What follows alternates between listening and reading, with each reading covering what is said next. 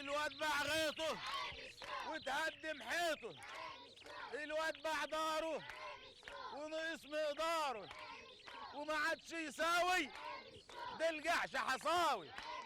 الواد باع غيطه وتهدم حيطه، الواد باع داره ونقص مقداره وما عادش يساوي وده الجحش حصاوي. الواد باع غيطه زمان على قد ما وعى حيطه، وحسب ما حكى لي سيدي عبد القادر عوف، ونقص مقداره محدش في كفرنا كان يستجرع يبيع أرضه، واللي يعمل كده كانت البلد تجرسه ويفضل مزوي ومنبوذ لغاية ما يسيب الكفر ويهج. ياه، الكلام ده كان زمان قوي. الواد باع غيطه وتهدم حيطه. ولا صالح، شايف الأرض اللي قدامك دي كلها كانت ملكنا، ورثناها أبا عن جد. كل زمام كفر عسكر والكفر اللي جاره كمان كانت ملك أولاد عوف. تمد الشوف مطرح ما تمده، ما تجيبش آخرها. وايه اللي ضيعها مننا يا سيد؟ اللي يحبها تحبه له. هي ايه دي يا سيد اللي يحبها تحب؟ الأرض يا صالح، الأرض اللي يحبها تحبه وتغرقه في خيرها. فاهم وسامعني يا صالح؟ ايوه سامعك يا سيد وفاهم. واللي يدور وشه عنها أو يكرهها تلعن سلسفيل جدوده، تهرب من بين صوابعه زي ما بيهرب التراب الناعم، تراب المدافن يا علي. كانت دي أول مرة يقعد معايا فيها ويحكي، زي ما يكون كان بيحفظني. أنا اللي ما كنتش أستجرى إيه عيني فيه، مش أنا بس، ولا واحد من أهل الكفر كان يستجري. لكنه في اليوم ده كان حزنان، وكانت أول مرة أشوفه حزنان وبيحكي. احكي لي يا سيد. أولاد شلبي هما اللي خدوا الأرض مننا صح يا سيد؟ احنا اللي ضيعناها، احنا اللي ضيعناها فدان ورا فدان، وده كان في زمن الغفلة. الواد خلف ابن عوض شلبي اللي معاه في الكتاب ده يا سيد بيقول إن جدهم الكبير كان ملك.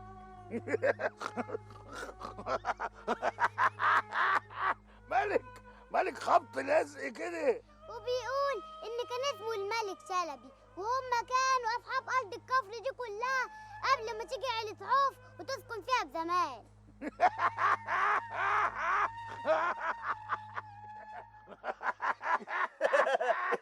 إلهي ربنا ما يحرمنا منك ولا من ضحكتك المجلجلة دي يا أبو عبد القادر. تعالى يا مدندش، تعالى.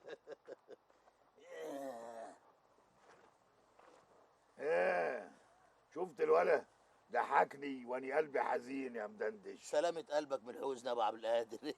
إيه قال إيه سي صالح ضحكك كده؟ قال ايه يا سيدي؟ بيقول لك ان اولاد شلبي كان جدهم الكبير ملك. واسمه كمان الملك شلبي، وهم كانوا أصحاب أرض الكفر دي كلها قبل ما تنزل فيها عيلة عوف. قال جدهم كان مالك. شفت يا حسنين؟ شفت الشلبية بيقروا يعلموا ولادهم ايه؟ ايوه يا ابو عبد القادر، الله يرحم. بص يا صالح، هو عمك المدندش ده لا هو من الشلبية ولا حتى من اولاد عوف. ايوه بس عايش في خيركم يا ابو الحاج، ومش انا لوحدي، ابويا الله يرحمه وجدي كمان، كلنا عايشين بنفسكم وفي خيركم. طب احكي له يا حسنين، احكي له، قول له كل اللي تعرفه عن جدهم الشلبي الكبير. انا الحق لله انا ما حضرتوش، انما ابويا الله يرحمه هو اللي حضره وكان بيحكي لي وهو عيل صغير. شوف، اول واحد من عيله شلبي دول نزل الكفر كان شايل خرج. خرج؟ ايوه امال ايه، خرج. وكان ساحب وراه مراته الدقاقه، هو يبيع الرفايع لستات الكفر وهي تدق وتطاهر وتضرب واضرب الوادع وتشوف.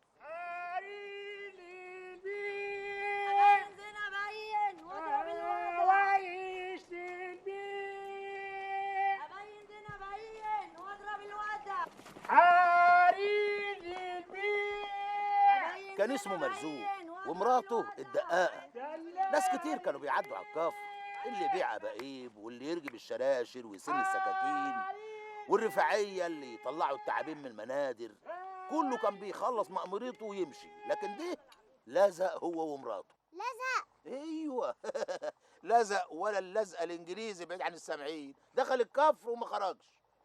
وبعدين يوم ما اشترى حمار عشان يحمل عليه بضاعته، العيال زفوه.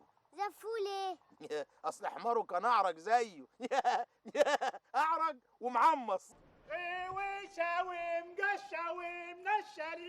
وبعد ما كان بيبيع الرفايع بقى بيبيع كل حاجه للكفر. كفه شيء يحتاجه الكفر تلاقيه على حمار مرزوق، ولو حد طلب حاجه مش معاه يجيبها تاني يوم من المركز. فضل رايح جاي بين الكفر والمركز، محدش عارف له متوه، لحد ما بنى له عشه في حته سابق على طرف الكفر عاش فيها هو ومراته. يلا يا دجاجة، اوعى الواد يقع يا ست. امسك نفسك. شيل يا اخي. يا رزاق يا كريم. كل يوم الصبحيه يصحى يروح يبيع في الكفر، واخر اليوم يرجع يبات في عشته. اتفضل تعالى شوف. وبدل الحمار جاب عربيه كار يسرح بيها وسط الحواري، كان فيها كفه شيء تحتاجه نسوان الكفر. اتفضل تعالى. وشويه شويه جاب قرايبه من البراري، وعشه مرزوق بقت عشتين، والعشتين بقوا حاره عاش فيها هو وقرايبه. ومحدش طرده ليه مدندش؟ ما هو ولاد عوف طول عمرهم قلبهم ابيض وما بدوش خوانه. قالوا غلبان مقطوع من شجره ومالوش وبعدين الحته اللي كان ساكن فيها سابخه ما حدش بيزرعها. الواتشي؟ اسم الله عليك، هي الواطيه، ولغايه دلوقتي اسمها كده الواطيه، وسلالته لغايه دلوقتي ساكنه فيه. هي دي حكايه ولاد شلبي من الاول خالص يا سي صالح، على ما نسمع من اهالينا يعني. من أول ما وعيت على وش الدنيا وأني بسمع حكايات.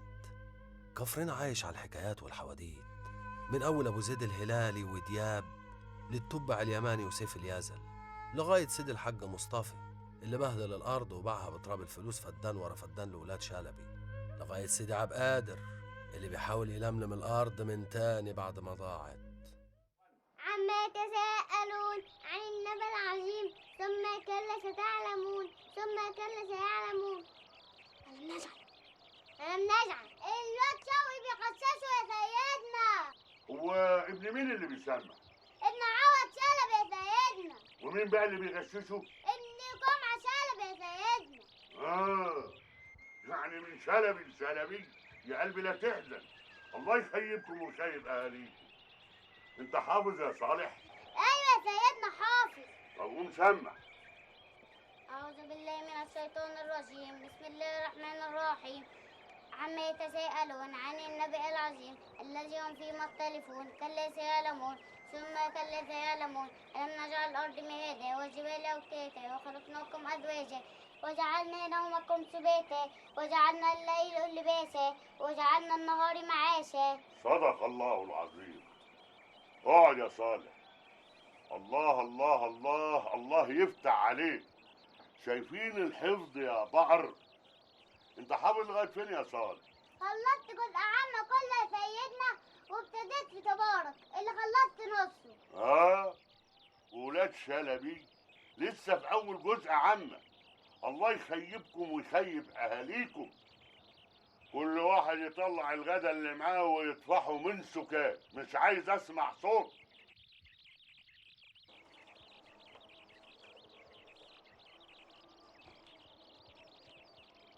قوليلي ليه يا ابويا؟ ما تقول لابوك ولا حتى لجدك الشلبي الكبير بياع الغوايش والحلقان، ولا جدك الغدرية بتاعت ادوها طاهر. قسيت ايه جاي من الحسن على البنك؟ ما تروح تشوف ابوك يلا، ولا انت مالكش ارض دونا عن ولي القاف. يا ولا في انت ابوه؟ ها؟ طلب شاي مات يا سيدنا. صالح وش يا ولد؟ وش؟ وريني هو فين؟ هات لي القول يا ولد، القول اوام. والله صالح فين؟ صالح فين؟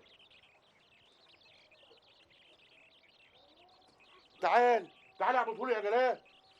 تعال هات لي العصايه يا بنت، هات لي العصايه يا بنت. كان كل هم اني معيطش ولا تطلع مني ان شاء الله رجلي تعالى يا ولد، تتقطع تعالى حتت. ليه؟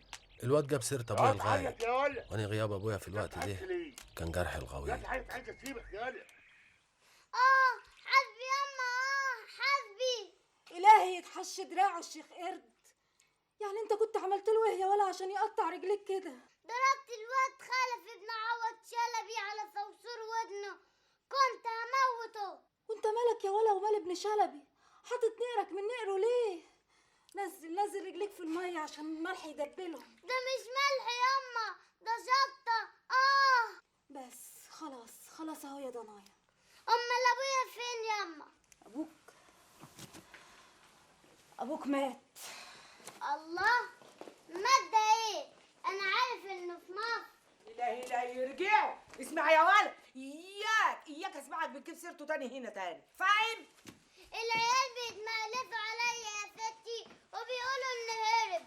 هو هرب بصح. غرف داهي طفش. تفش ليه يا ستي؟ انت يا علي خلاص صالح، انت ايه اللي عملته في الولد ابن عوض شلبي ده انت كنت هتخرم له ودن الله يخيبك. ده سكع وكف صابعك، ده معلم على خده صبع عشان يا حرام يجيب سيرة ابويا، اللي هو ابويا مش هيجي تاني يا سيدي.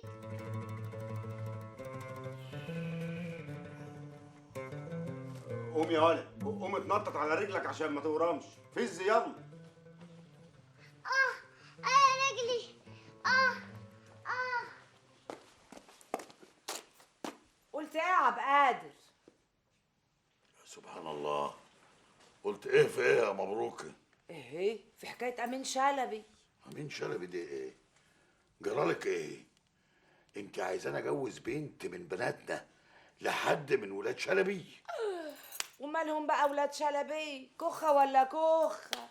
ما كانش لادد عليك جوزها حد من ولاد عوف، بس اياك يا رب كده ما يطلعش خسع زي ابنك ويطلعها ويرميها هي وابنها.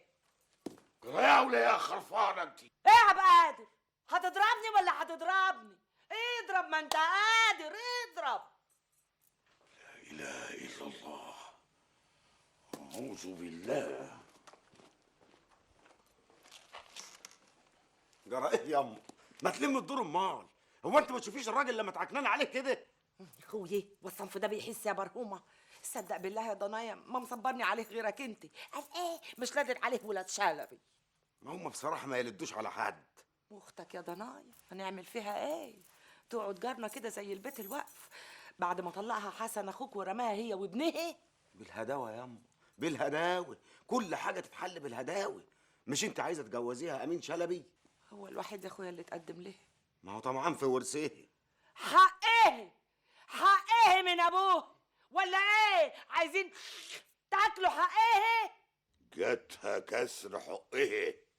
الله، ورث ايه اللي بتتكلم عليه هي ولا بنتيه؟ يابا دي حقها الشرعي، ورثها من ابوها الله يرحمه. احنا ما عندناش نسوان بتورث ارض، ولا انتوا عايزين ولاد شلبي ياكلوا ارض العوايفه؟ لا كفايه اللي سلتوه قبل كده. خلاص يبقى بالمحايله، احنا في الاول نوافق ويوم كتب الكتاب نحط العقده في المنشار. قلت ايه؟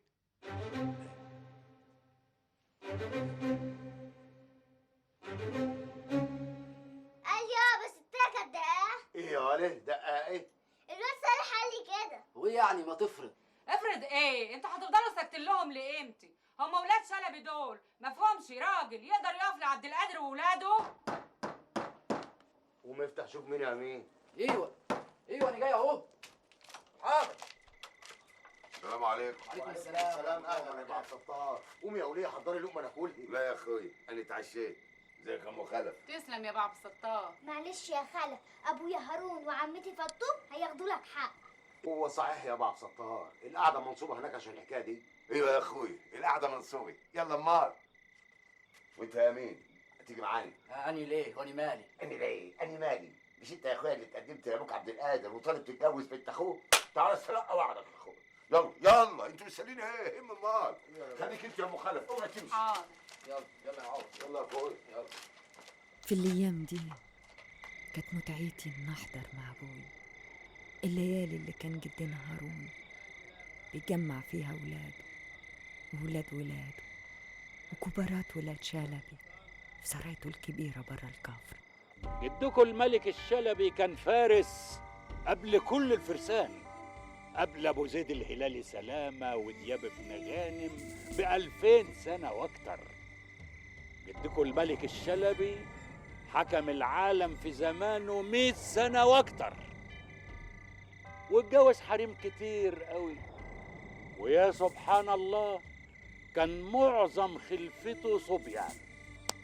الجارية اللي كانت تخلف له ولد كان يعتقها ويديها بلد تحكمها باسم ابنه لغاية ما يكبر ويستلم الملك. عبيد جدكو كانوا كتير قوي يسدوا عين الشمس، لكن العبيد زي ما انتوا عارفين زي الجواري اللي ما بتخلفش ملهمش امان. لما مات جدكو الملك الشلبي العبيد والجواري اللي ما بتخلفش هاجوا وقاموا يحاربوا الملوك اليتامى والحريم الأرامل. نشروا الخراب في الأرض وملوا الدنيا فساد، وطلعوا على الملك الشلبي بالكذب كلام ملوش أي أساس. قالوا إنه عبد مجلوب زيهم ملوش وطن ولا أصل، وقالوا إنه قاطع طريق وحرامي، وقالوا وتاهت الحكايات وطالت الحرب بين الملوك من سلالة الملك الشلبي والعبيد. خلق كتير تاهت في بلاد الدنيا الواسعة، لكن كلهم حافظين حكاية جدنا الملك الشلبي. مطرح ما تروح تلاقي فرع من سلسال جدنا الملك الشلبي، تعرفهم ويعرفوك، حتى لو غيروا أسمائهم برضو تعرفهم. وشوشهم زي وشوشنا وعيونهم زي عيون فطوط. فين ما تروح تعرفهم ويعرفوك، بينك وبينهم شبه وكلام قديم محفوظ. بيقولوا يا جدي ان ستنا الكبيره كانت غجريه دقاقه بتشوف البخت وبتوشوش الودع. وانت ايه رأيك يا شو؟ اني مش مصدقه الكلام دي. ومصدقة حكاية جدك الملك الشلبي؟ ايوه مصدقاه. خلاص سيب اللي يقول، ما هم طول عمرهم بيقولوا. تعالي يا شو اقعدي جنبي هنا. خدي يا شو. يا سلام، شلبية مقصلة بصحيح مش زي ابوكي. ما تخافيش. يابا هارون، ما احنا برضه عايزين نعيش. وانا ما قلتش نموت يا عبد الستار، بس نعيش بكرامتنا ومحدش يدوس لنا على طرف. يعني اللي حصل النهارده لابن عوض الشلبي من ابن عوف تروح قصاده رقاب. ايوه برضه ما هو لعب عيال وبيلعبوا مع بعض. لا يا ابو هارون، ده رخر الشيخ متولي مسكوت شيء وحياة النبي. مسك الواد مده على رجليه، لما خلى رجليه بقت تشلب دم كده. ما انفضها سيره بقى يا اخواني، سيبونا من حكايه الصغار دول وخناقاتهم، خلينا نبص لحكايه الكبار وبلاويهم. قصدك ايه يا منصور؟ احنا مش فيها عداوه بيننا وبين ولاد عوف. واد من ولادنا قال ايه عايز يناسبهم، لا وما لقاش غير عبد القادر بالذات. ده مين ده اللي عاوز يناسب عبد القادر؟ سأمين شلبي. ده نقطع خبر اللي بيفكر في كده. ما تظلموش الراجل، يمكن كلامه بس. انت يا امين صحيح عاوز تتجوز بنت عبد القادر؟ لا يا ابو هارون، مش بنته، دي بنت اخوه علي، الله يرحمه بقى. الله يكحمه مطرح ما راح. شيل الحكايه دي من مخك خالص يا واد يا امين. حيلكم شويه على الجدع يا جماعه، الجواز له عيب ولا حرام. بس من ولاد عوف يبقى عيب وحرام يا فطوم. الا اذا ايه يا فطوم؟ إلا إذا كانت البيت حدها طين، وبنت علي وارثة من أبوها فدانين، ده غير الأرض اللي هتورثها من أمها. انسي نصيب امها كاتبه كل اللي حيلتها للواد برهوم ابنها من عبد القادر. لكن انا بقى اللي كانت فايتاني حكايه الفدانين دول. لكن تفتكر يا عبد القادر هيسيبهم يفلتوا من صوابعه بسهوله؟ والله في الحالة دي البركة في أمين، ولا إيه يا أمين؟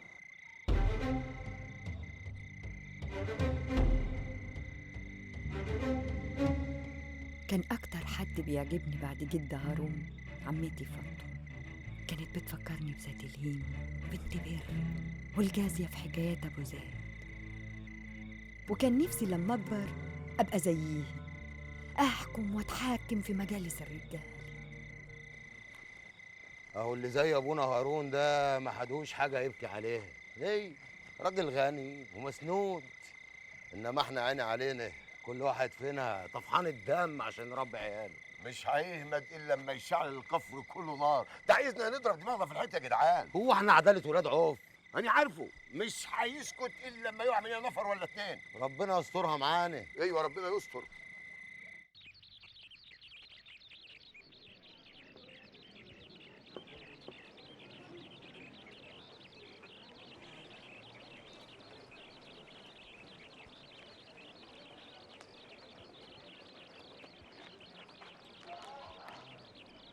يا سيد انت رايح المركز يا سيد؟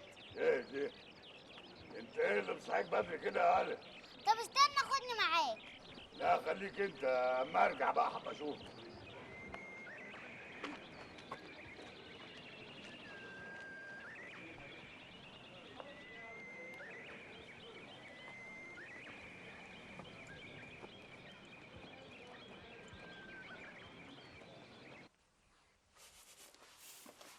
مبروك يا صالحة، عمك وافق يا بنت. مش قلتيلك كل حاجة تتحل بالهداوة؟ هاخد ورثي منك ومن ابويا. ومن اللي جاب سيرة الورث الوقت؟ انت يا بنت عايزة تورثيني بالحي؟ بدل ما تكتبي كل حاجة باسم برهومة حبيب القلب زي ما كتبتي كل حاجة باسمه سابق. يا بنت انت وبرهومة اخوات. أنا كنت عايزة أبعد الواغش، الناس الوحشة عنه. حسن وعبد حميد ولاد عبد قادر من مراته الأولانية، كنت عايزة أبعدهم عن الدار والأرض. أنا ماليش صالح، أنا بقولك أهو هتجوز أمين شلبي واخد ورثي كله منك. يا بنت ما تحطيش العقدة في المنشار، خدي الحكاية واحدة واحدة. ولا هو بقى بسلامته مش شرط عليكي؟ ما هو عارف إن حدايا فدانيين من أبويا غير ورثي منك. يبقى هو بقى طمعان في الورث. الحق حقه ما يزعلش حد إلا في الأرض يا نظري. يعني إيه؟ يعني أرض عوف تروح لولاد شلبي في حياة عبد قادر؟ ما أظنش يا صالح. يبقى انتوا بقى اللي بتحطوا العقدة في المنشار مش أني. استهدي بالله يا صالح، خليهم الأول يكتبوا الكتاب وما تجيبش سيرة خالص، وبعد كتب الكتاب يحلها الحلال. بس يكون في معلومك شبر من أرضي مش هسيب.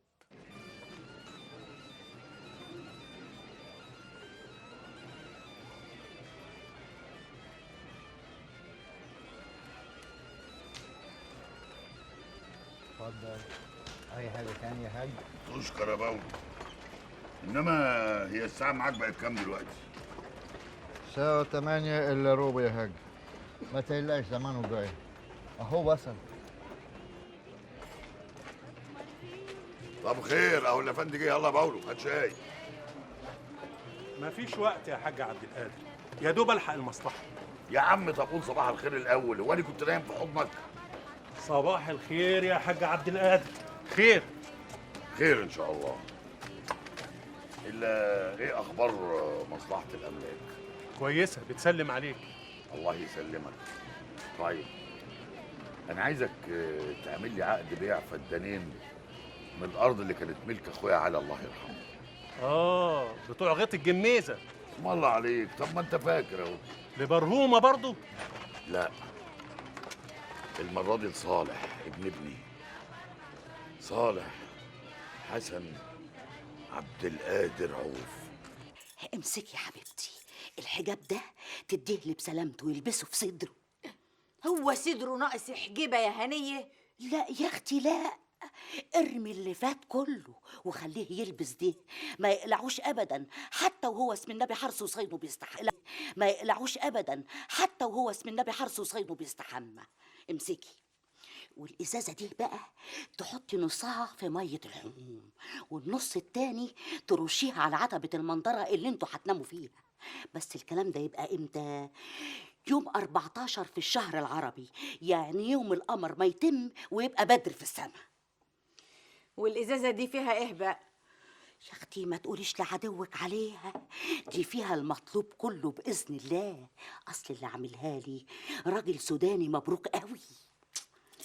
حسرة عليا وعلى بختي، الناس عندها بدل العيل 10 وانا اللي بتشهى ظل عيل مفيش فايده. يا اختي باذن الله باذن الله ربنا هيطعمك ما يحرمك ابدا. اصل النبادي غير كل مره، وسي فرج يا اختي بقى غير اللي قبله واللي قبله. السلام عليكم. وعليكم السلام. انت جيت يا فرج؟ لا مؤاخذة ست فطوم، أنا ما كنتش أعرف إن معاك حد غريب، يعني لا بإذنك ست فطوم، أنا هستنى بره. زي ما قلت لك يا ست فطوم، نص الازازه في ميه الحموم والنص التاني ترشيه على عتبه المنظره اللي هتناموا فيها، بس من بره عشان يمنع العكوزات. خلاص ما تخافيش مش هنسى. واني بقى باذن الله هاخد الحلاوه لما يحصل المراد ان شاء الله. خدي امسكي دول. ليه بس كده يا ست فطوم؟ ده انت خيرك سابق. انا في خدمتك دايما يا ست فطوم. تعيشي يا هنيه. فوتك بعافيه يا سي فرج. الله يعافيك. مع السلامه يا هنيه. الله يسلمك يا ست. عملت ايه يا فرج؟ كل خير يا ست فطوم. النهارده السوق كان عالي قوي، انما انا بقى ايه وقعت لك حتتين انما حلوين قوي بالصلاه على النبي، تمام التمام. صاحبهم كان محتاج وعايز يبيع وانا ما سبتوش، خليتني وراه لغايه ما جبتهم. بقول ايه يا ست فطوم، انا غرضي تتفرج عليهم. وهم فين دول؟ في الزريبه، انا ربطتهم في الزريبه وحطيت لهم اكل. طيب رتيبه بنتي يا رتيبه. ايوه يا ست. امال فين جوزك يا بنت؟ هو مش حضرتك بعتيه ينده لامين؟ لا هو من ساعتها ما رجعش. لا لسه، يمكن راح له الغيط. طب يلا سخني الغدا لسيدك على ما اروح الزريبه وارجع. حاضر يا ست. يلا يا فرد. اتفضلي.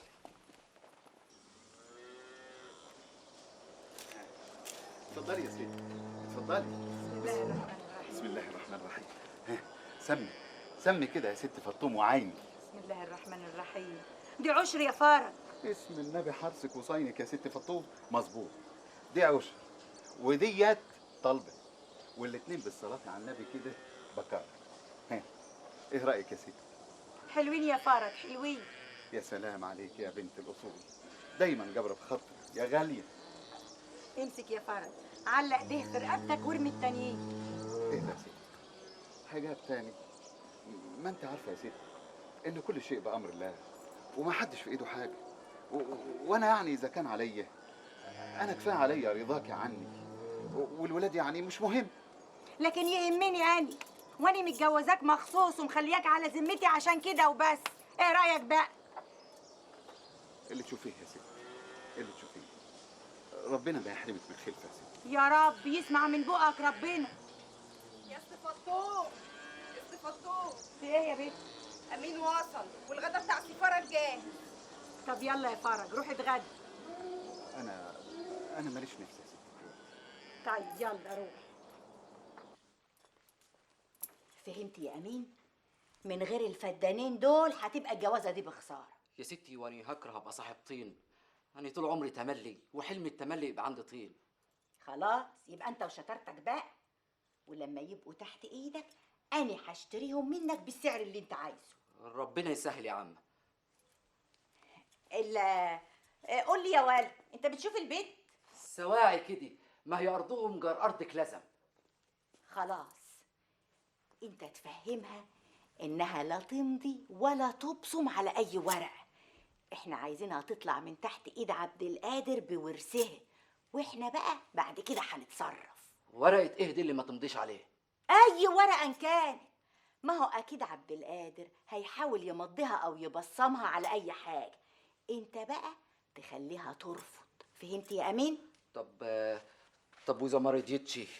ايه اذا ما رضيتش يبقى ما تنفعش الجوازه دي. أنا ما صدقت إن حد وافق عليا يا عم فطوم. يا واد لو ما نفعتش الجوازه دي اني هجوزك سته. مش كفايه انها بايره وعزبه يا ولا؟ هي من توبي وأنا من توبها. من توبك ازاي يا جعير؟ هو انت يا واد دايما مستقل بنفسك كده؟ ده انت شلبي يا ولا، فاهم يعني ايه؟ وهي عوف يبقى جاب لي جاب، ولا تلاقيها ضحكت لك ضحكه كده ولا كده ولا شغلتك رحت انت طرب زي الجردل يا تكنيله.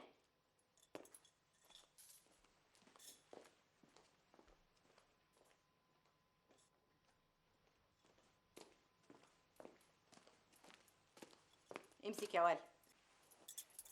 إيه دي يا عم؟ دي حته صوف انجليزي معتبره، عايزاك تنزل المركز وتروح تفصلها عند لوسط عبد الرحيم على حسابي برضه، لغايه ما عمك فرج يجيب لك جوز جزمه. ربنا يخليك لينا يا عم. خلاص يا امين اتفقنا؟ اتفقنا يا عم. فهمها كده، تمضي او تبصم على ورق يبقى مفيش جواز. أني أبصم؟ ليه؟ لا هاني ما بعرفش أكتب، ده أنا بعرف أكتب اسمي. المهم لا تمضي ولا تبصمي، العمة فطوم بتقول كده. من غير ما عمتك فطوم تقول، أنا لا همضي ولا هبصم لما يقطعوا من جتتي بالحتة، ده ورثي من أبوي. المهم هما وافقوا؟ هم مين؟ قرايبك. العمة فطوم خلتهم يوافقوا على شرط، عبد القادر ما ياخدش ارضك وهي هتدفع لنا فيه اللي احنا عايزينه. تدفع لنا؟ ليه؟ لا هي ناوية تشتريه؟ هي اللي بتقول كده.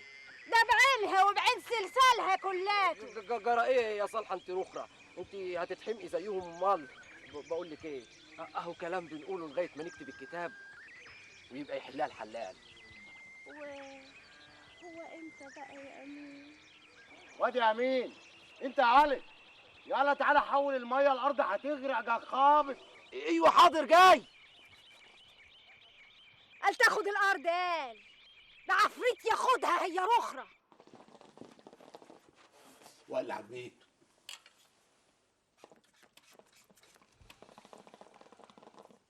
ما قلتليش رايك يا عبد القادر. الرأي رأيك يا اخويا، انت مش كبرنا وشيخ البلد؟ يعني لو قلت لك رايي هتاخد بيه؟ والله لو عجبني هاخد بيه. انا عارف انه مش هيعجبك، مع ان الحاج مصطفى رايه من رايي. حاج مصطفى العمده؟ ايوه ماله؟ الله، مش ابن عمنا يعني، مش غريب يعني. ايوه بس الجرح لا طايلك ولا طايله، الجرح في ظهرني وما بيحسش بالنار الا اللي كمشه. طب أنا ليا رأي يا أبو عبد القادر لو تحب تسمعه يعني. أنا بقول يعني فيها إيه يعني لو نقسم البلد بلدين؟ إزاي يعني؟ يعني صالحة ما تاخدش حاجة من ورث أمها، ونكتب لها الفدانيين بورثها من عم علي الله يرحمه. عفارم عليك يا ولد، براوة. إيه رأيك يا عبد القادر؟ مش مهم رأياني، المهم رأي العمدة ابن عمك هيوافق على الكلام ده؟ الله ما يوافقش ليه؟ ما هو كلام ماشي مع الشرع. شرع مين يا حاج ابراهيم؟ شرع ربنا يا عم. شرع ربنا يقول ان ارض ولاد عوف تتسلت فدان ورا التاني لولاد شلبي، لو ما عرفوش ياخدوها في النور عيني عينك بالشراء يلفوا بقى ويناسبوا عشان ياخدوها.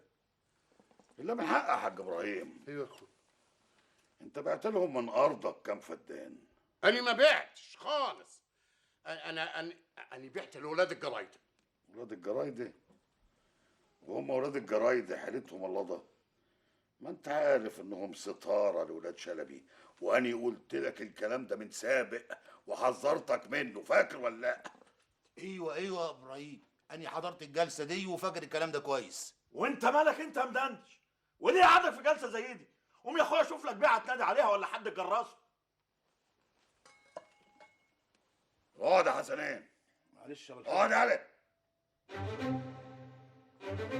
اسمع يا ابو غفار، المنظره دي منظر تاني، والدار دي داري، اللي يقعد فيها يقعد باحترامه، ما كانش الباب يفوت جمل.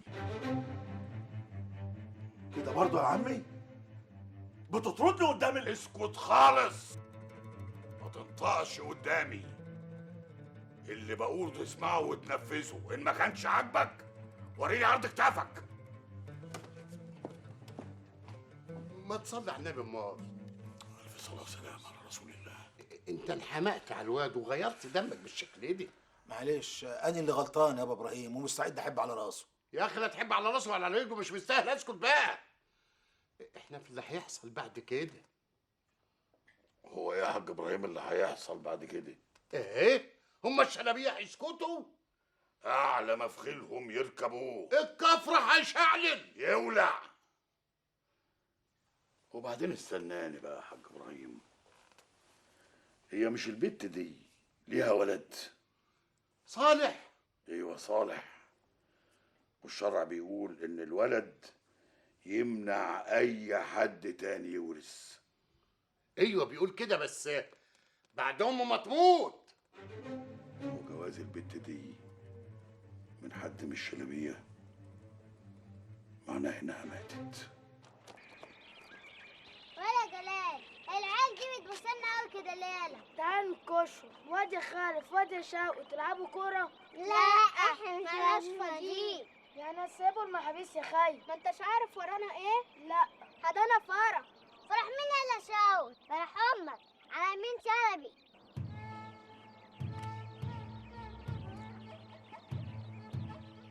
ما يلا يا اخويا انت وهو تعمل لك همه شويه، النهار كده قرب يخلص. جيبين الحكاية صح يا ولد. هي ايه الحكايه يا بابا الرومي؟ ادخل انت يا صالح غير هدومك وكلك لقمه عشان تقابل معزيم. معزيم مين يا ابو مرهومي؟ معزيم الفرح يا ولد. يعني الحكايه صح؟ حكايه ايه؟ امي هتتجوز امين شلبي. ايه؟ هو يعني الجواز على سنه الله ورسوله عيب ولا حرام يا صالح؟ طب وابويا بقى يا بابا مرهومي؟ ابوك ما طلقها وسابها من زمان، ويا ريت سابها بس، ده ساب الكفر كله وهج. امك لسه صغيره، من حقها تعيش حياتها بقى. انت لما تكبر هتعرف ان اللي انا بقوله لك ده صح. يعني ما لقيتش يا بابا مرهومي غير امين شلبي. ومال يا واد امين شلبي؟ راجل غلبان وفي حاله، وكمان هيبقى حنين عليك. انا ماليش دعوه بيه ومش هعيش معاه.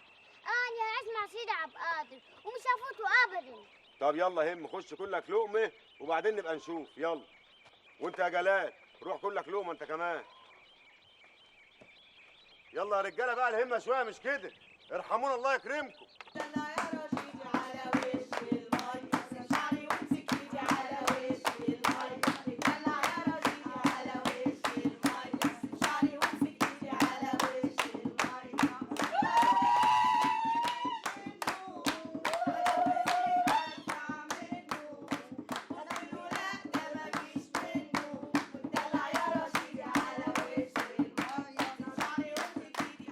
اليوم ده كرهت امي وكرهت نفسي وكرهت ولاد شلبي، وفكرت احرق نفسي واحرقها وانا شايفها بتتزوق لامين شلبي.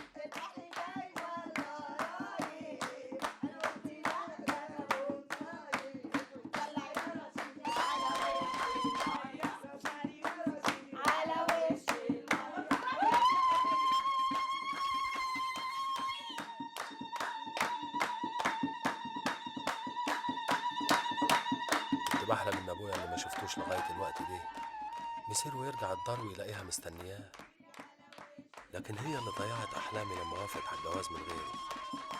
ومن مين؟ من ولاد شلبي. انا رايي ان ما حدش مننا يروح خالص. ونسيب الواد لوحده يا ناس؟ كفايه عليه اخوه عوض. لا أني ولا حد من عيالي رايحين. ولا أنا رايح. أنا رايح وفطوم هتروح. ده واجب يا ناس، والعريس مهما كان ابننا وفي وشنا هتقول لي يا مرسي ودي عادتك ولا هتشتريه؟ معاكوا عليكوا عليكوا. يا راجل هتحط ايدك في ايد عبد القادر؟ وما احطش ايدي في ايد عبد القادر ليه؟ عبد القادر طول عمره صاحبي. ما تنساش يا منصور ان احنا هناخد منهم فدانين ارض. يغوروا من وشهم يا عم فطوم، احنا مش عايزين منهم اي حاجه. ما هو ده العبط بعينه يا سالم. الحمقى تخسر اصحابها ياما. يعني انتوا ناويين تاخدوا فدانين من تحت ناب عبد القادر؟ يبقوا قابلون. ما تخافش يا منصور، لا البيت ولا امها مبروكه هينولوا عبد القادر اللي هو عايزه، واني بقى اللي هبشر الحكايه دي بنفسي.